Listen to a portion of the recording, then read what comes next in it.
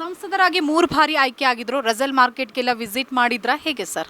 ಒಂದು ಸತಿನೂ ವಿಸಿಟ್ ಮಾಡಿಲ್ಲ. P C Mohan ಯಾರು ಅಂತ ಇನ್ನೂವರೆಗೂ ಯಾರಿಗೂ ಗೊತ್ತಿಲ್ಲ. ಓಕೆ. ಬರೀ ಹೆಸರು ಇದೆ. ಅದು ಮಿಷಿನ್ ಅಡ್ಜಸ್ಟ್ಮೆಂಟ್ನಲ್ಲಿ ಏನೋ ಹೊಡ್ಬಿಟ್ಟು ಬಂದುಬಿಟ್ಟಿದ್ದಾರೆ ಅಷ್ಟೇ. ಪಿ ಸಿ ಮೋಹನ್ ಇನ್ನೂವರೆಗೂ ಮುಖ ತೋರಿಸಿಲ್ಲ, ಯಾರು ಅಂತ ಯಾರಿಗೂ ಗೊತ್ತಿಲ್ಲ. ಈಗ ಹೊಸ ಮುಖ ಬಂದಿದೆ, ಕಾಂಗ್ರೆಸ್ಗೆ ಬಂದಿದೆ, ಒಳ್ಳೆ ಹುಡುಗ ಇದ್ದಾನೆ, ಎಜುಕೇಷನ್ ಇದ್ದಾನೆ. ಈ ರಾಹುಲ್ ಗಾಂಧಿನೂ ಚೆನ್ನಾಗಿ ಎಜುಕೇಷನ್ ಇದೆ, ಎಲ್ಲ ಇದೆ.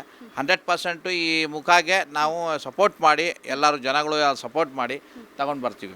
ಓಕೆ. ಪಿ ಸಿ ಮೋಹನ್ ಅವರು ಹಾಗಾದ್ರೆ ಇಷ್ಟು ಬಾರಿ ಗೆದ್ದಿರೋದು ಮೋದಿ ಅಲೆಯಿಂದನಾ ಅಥವಾ ಅವರ ವೈಯಕ್ತಿಕ ವರ್ಚಸ್ಸಿಂದನಾ ಅಥವಾ ಅಭಿವೃದ್ಧಿ ಕೆಲಸಗಳಿಂದನಾ? ಇಲ್ಲ, ಅವರು ಏನು ಕೆಲಸ ಮಾಡಿಲ್ಲ ಪಿ ಸಿ ಮೋಹನ್.